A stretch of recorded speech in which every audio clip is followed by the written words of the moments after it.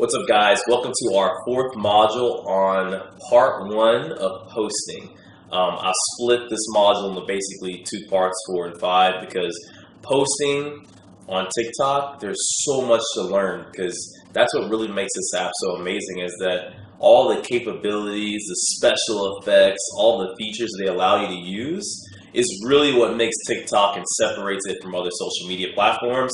So right now we're going to dive into all the special effects, how to use them, when to use them, how they can be effective, different music options, how to select music from the app, because that's different from selecting music that you're bringing in from outside the app, and why that's important. So we're going to go through all of that in detail. So hope you guys are ready. I definitely suggest you guys take notes on this part, because this is going to be super valuable and helpful for you guys to remember all these things. So going off from the beginning, so looking at the phone, to post a video, obviously you select the plus sign, similar to most social media apps, in the middle at the bottom here. So let's select the plus sign, and you're going to have a ton of options here. To simply upload content that's already in your library, you look at the bottom right hand corner, you select upload, and then that's going to take it to your library where you can upload any videos you may or already have, including photos. And so for this, I want to go ahead and walk you through how to record content in the app, because there's a lot of really amazing features you can record in the app as well. And so we're going to go through that now. So, for example, if I wanted to record a video from scratch, say I'm just going to record my coffee here. So, recording my coffee, I'm actually holding this button down in the middle to continue to record. If I release my finger, you'll notice at the top there's a timeline bar, and then part of that is blue. That indicates the part of how much time I've recorded and how much time I still have left. And so if I want to make a continuation, I can just say record you guys here. And I'm recording. Also keep in mind, if I slide my finger up, it allows me to zoom in. If I slide it back, it allows me to zoom out. That's also a helpful feature. But let's say, for example, we don't like that recording that we just recorded and we want to redo. We can actually hit this X, and it'll say, are you sure you want to delete the last segment? Confirm. Boom, I can record that next part. So the reason this is helpful is because when you're recording different parts of the video or different angles, or you're doing a quick cut, for example, like making a quick magic trick or something, then it's helpful for you to know that you can record and stop and record in separate segments. So moving forward, say if my video is good to go and I like what it's doing, then there's a few options here. I can click the check mark at the bottom right hand corner. You'll hear the sound. Let me cut it down. And so you'll notice there's all kind of tools here as well. There's text overlays at the bottom. I can type whatever, put a text over it. And what's cool about that is that I can click on the text and hit set duration, and really have the duration of the text be only at a certain portion of the video. So if I only want it to be on this portion of the video, boom, it'll show up for a little bit and then it'll go away. So you'll see a lot of really ways to use that throughout TikTok. That's really trending now with text overlays. So that's something that's really helpful as well. Obviously, you have filters as well in the top upper right hand corner. You can click on that. There's a ton of different filter options. I find that I really don't use filter options that much, and it's not really something that's really going to make or break you in terms of your content, especially if you're editing outside of the app. But just so you guys know, it is there. Moving forward, let me get out of here. 1 second. App's kind of glitching on me for a second. All right. So the second thing is going to be we're going to go over is sounds, and this is going to be pretty heavy here. So if I go into sounds here, you'll notice that if I click on that button, then there's going to be sounds that are actually recommended to me. But you can actually do quite a few things here. You can actually go to more, and then I'll take you to their overall music selection page. And then so this is where you really want to start paying attention, because this is where you can really decide kind of what music to put on your things, and really decide what's already trending on TikTok and what music may be best in order to get your video to go viral. And so if I'm looking on the sound page here, some tactics that I've thought that have done really well for me is when I click on trending music, which is you just see under playlist. you'll see the option for trending music, and you'll see the option for new released music. I've tested out also using the featured playlist as well, you'll see here. And it seems to do well as well, but like I haven't, the growth that I've seen from you is using new releases and trending has been like subpar to none. So I really strongly recommend you use playlists from this. So if I click on new releases, these are some of the newest songs, and it seems that TikTok is promoting these songs and really trying to get their exposure up. So if you make content to these songs, your video is likely to get more views. And so that's something to keep in mind when looking at these playlists. If you go down, you'll notice there's some different genres, and you could swipe right on these different genres to see more, or hit the All tab to really get in a deep dive into that specific genre.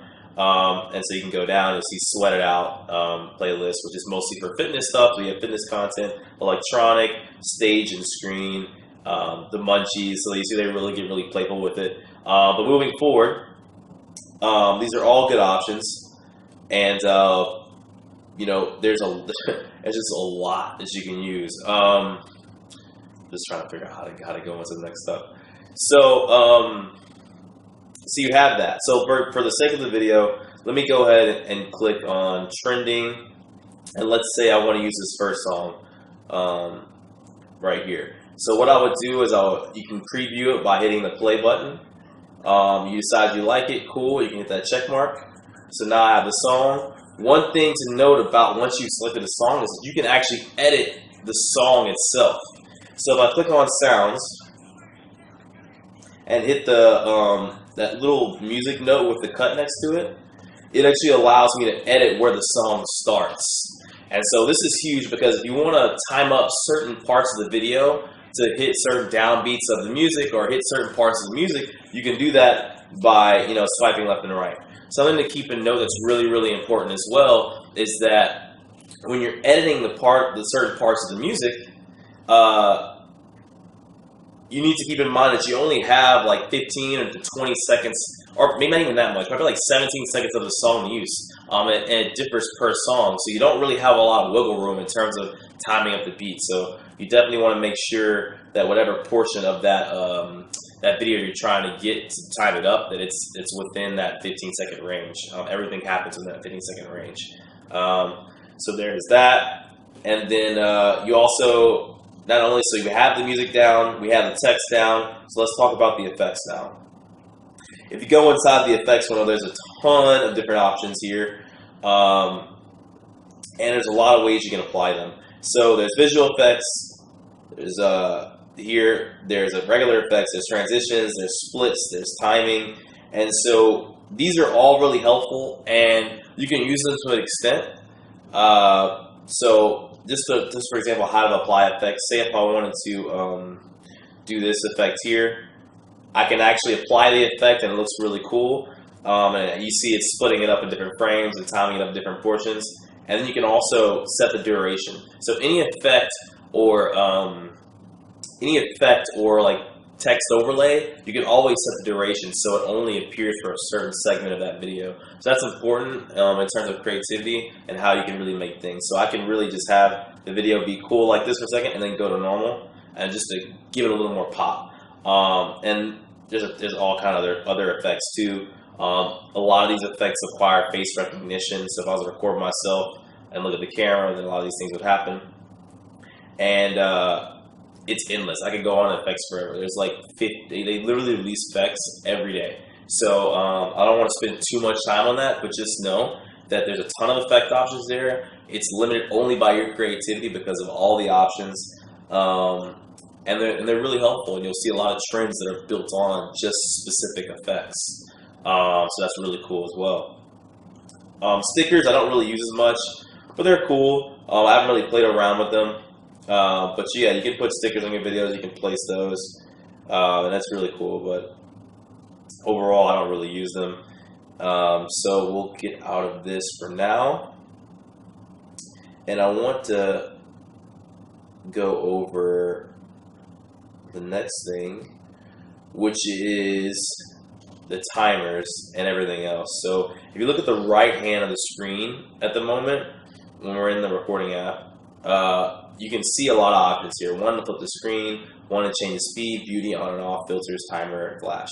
The reason this is helpful is because if you're in a situation where you want to set a timer and you're recording yourself doing something, which quite often you might not have somebody help you record, you can quickly turn to selfie mode.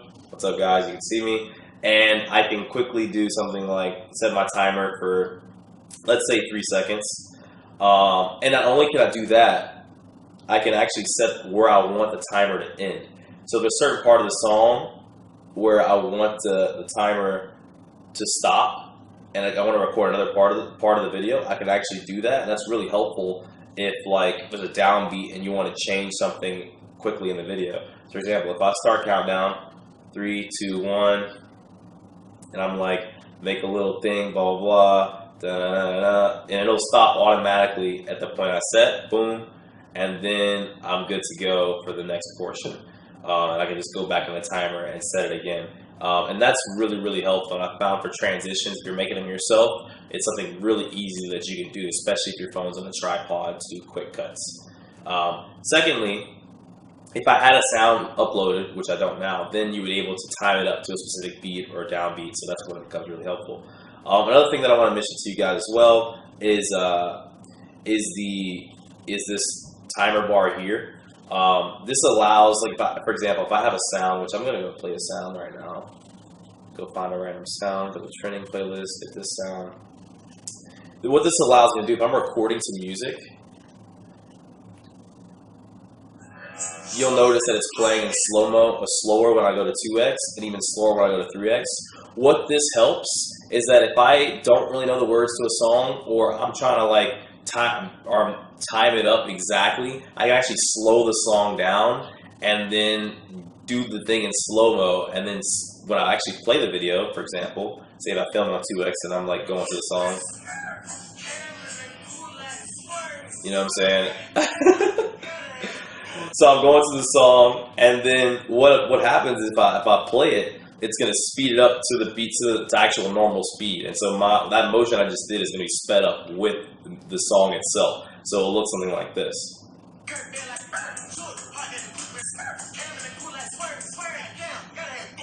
So it really helps if you're trying to lip sync or you don't know the words exactly, or you're trying to time it up, things like that. Also, you can go reverse, and just so you guys can see what the full effect looks like. Say if I was going 3x and I was to,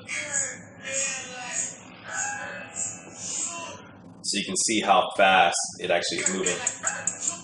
So you can really create that speed ramp sort of vibe with certain videos, and it creates like a cool vibe to it. Secondly, if I go to the opposite, it'll literally do the opposite. I'll do what I want to do, and it'll make it look like it's in slow motion when I play it back. And so if I go back, oh, I don't know if it must have glitched there. There we go. So that's what it would look like if I went to the opposite direction.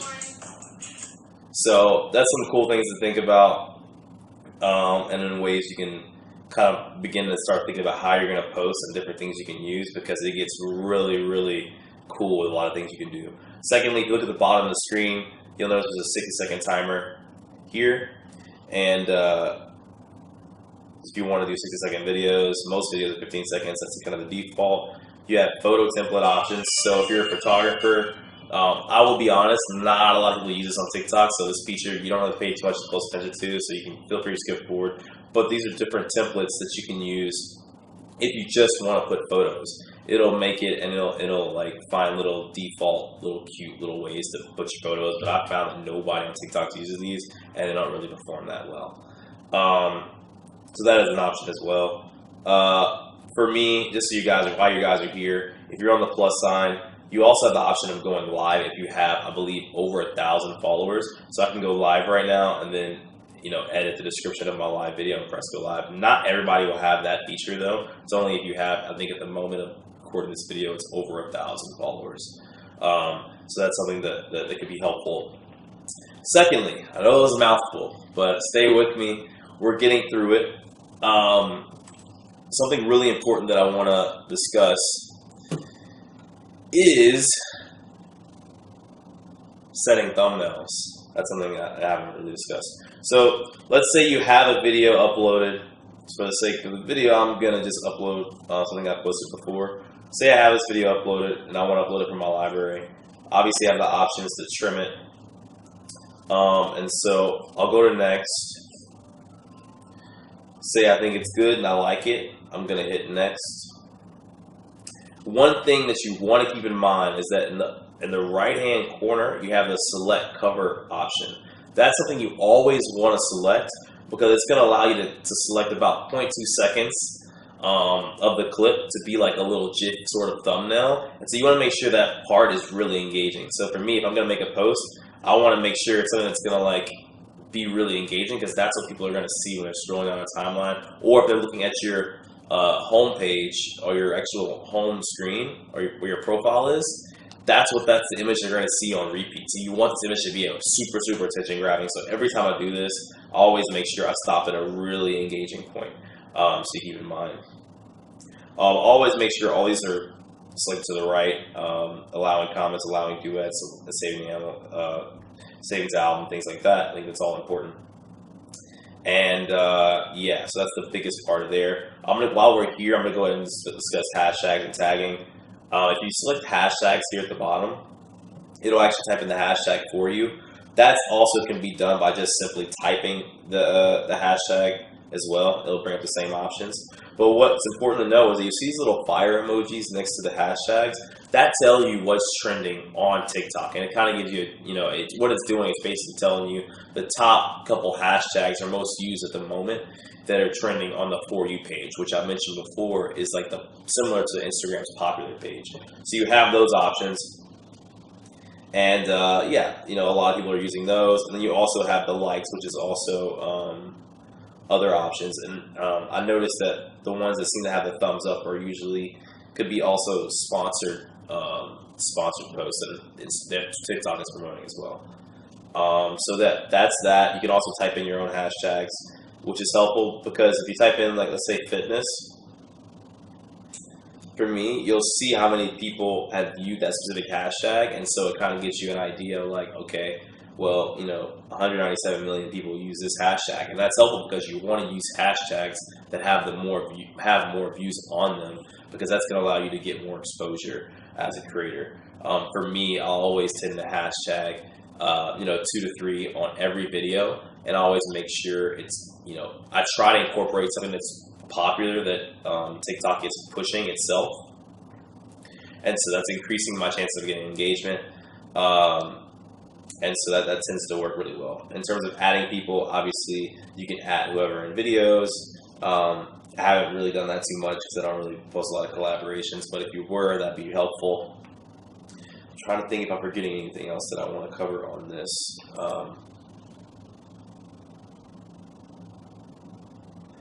Okay, so we covered thumbnails, we covered hashtags. Another thing that I want to discuss is saving drafts.